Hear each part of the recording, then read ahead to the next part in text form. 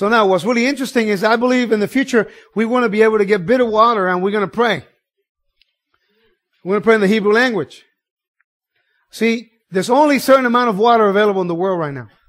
And we know there's going to be a star called wormwood in the last days that is going to hit the earth, and one third of the waters will become bitter.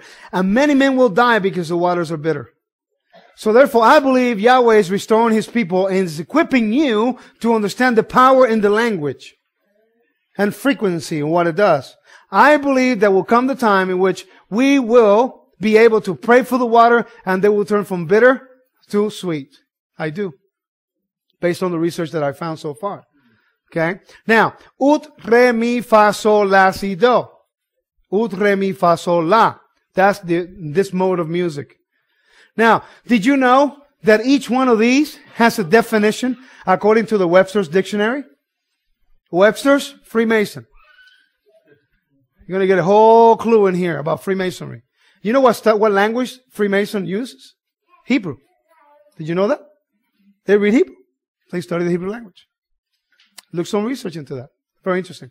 So, ut, re, mi, fa, sol, la, that's the same mode of music in which Bach, Beethoven, Vivaldi, Mozart used. Mozart composed a music called the Magic Flute. He died 5 months later. I wonder why. Something for you to do some research on. Now, in the book of Numbers, chapter 7, utilizing the method of Pythagoras type of numbering system. Okay, we're going to go to the lowest denominator.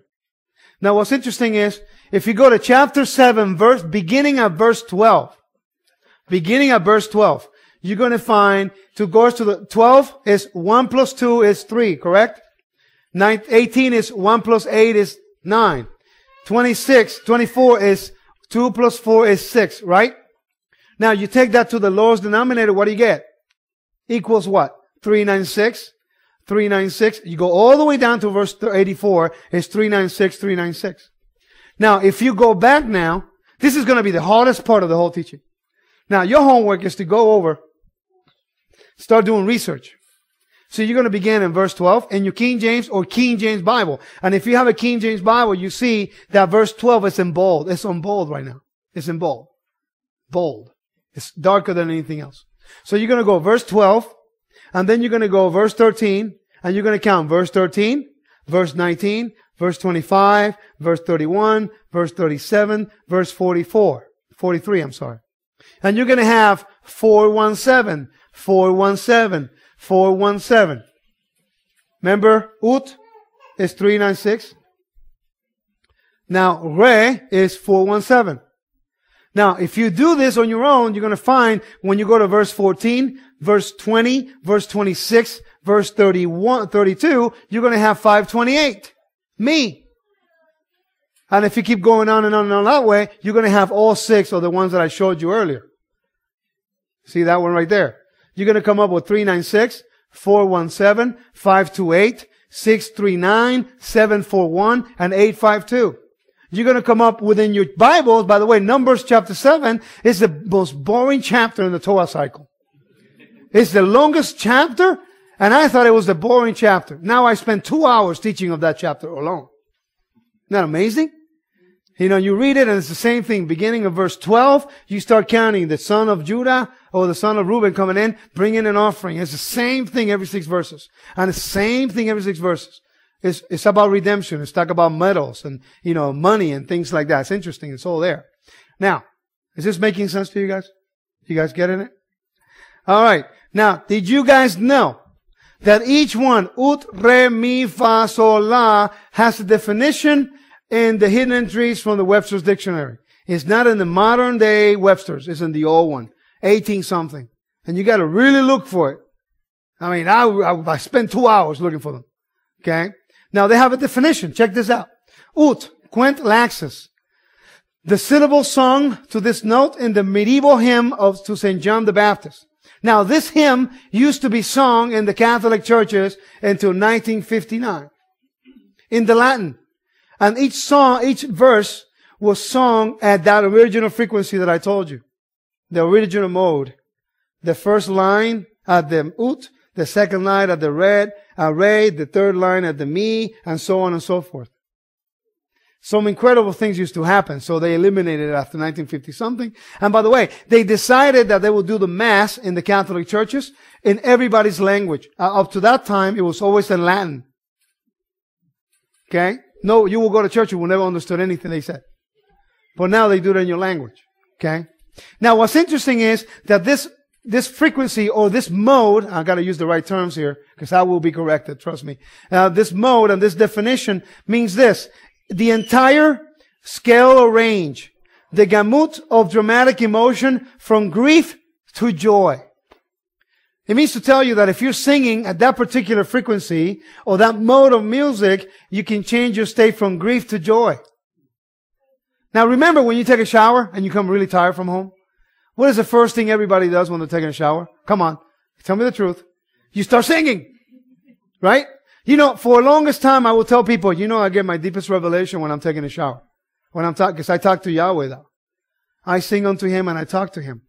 And I will get ideas for teachings and I think, you know, I get things in my heart and I tell people, man, you know, when I take a shower, I get some deep revelation. And they thought I was crazy. Now I understand why. They have the components that I need. Singing unto Yahweh, frequency. You have water, which carry frequency. And not only revitalizing my body after being dehydrated, now that's why I become refreshed. Not interesting? So, why is it that you have to mikvah? Why is it that you have to immerse when you come to the ways of Yahweh?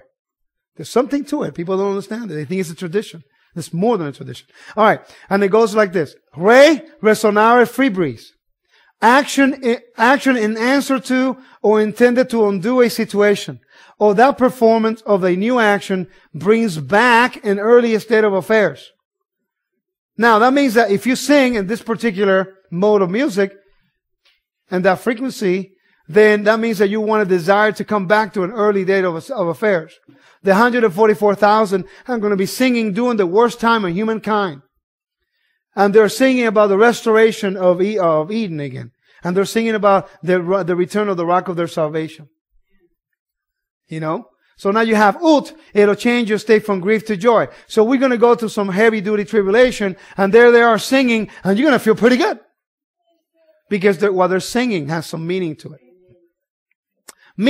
Mira gestorum, miracle, an extraordinary occurrence that surpasses all known human powers or natural forces, and is ascribed to a divine or supernatural cause, especially to Elohim. That's what happens when you sing. Are you guys getting this? Do you guys follow so far? Interesting, isn't it? Okay? You're getting this stuff. Miracle. Haydn composed a song, 96. It's called A Miracle. Haydn, the composer. My father was dying last year. And I was praying to him. I said, Lord, you know, I pray for my father. How come he's not getting better? Don't you hear my cry? Don't you hear what don't you listen to your servant? And I felt in my heart that he told me that he will take him to them. Took him to him. He will take him with him. Then I went back to that. I felt in my heart, I will take him with me. And then I went through the Bible and I recognized that all the servants of Yahweh he always let them know, I will take you with me. You know, and it's true. So what I did, I put this CD, Haydn, and you will know how much it relaxed me. Because it's miracle. It's composed of that particular me. So, you know, I felt at ease, even though through the 6 weeks, I would listen to it day and night. You know, so to me, it helped me. By the way, I said this to somebody, and then, you know what they did? They did the same thing. They were going through some tough problems in their life, and they sent me an email. By the way, I did what you said, and it really does work. Classical music. People that are pregnant, women that are pregnant, doctors tell you, listen to classical music. You know, it's supposed to enhance your brain capacity. You know what they're doing now? They're taking dolphins. And they're taking women that are pregnant, they're exposing their belly to the dolphin, and they emit certain frequency that they're discovering that it enhances the baby's brain capacity.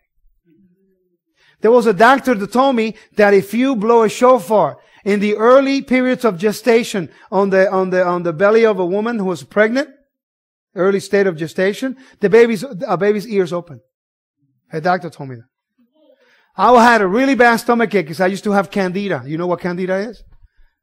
Way out of control. Last time I recorded this, I was 30 pounds heavier. You know? And I had a really bad stomachache because I was going through a lot of things. And I have a friend of mine who's a great shofar player. I understand these principles. He blew the shofar for 1 minute on my stomach right here, and the stomach pain went away.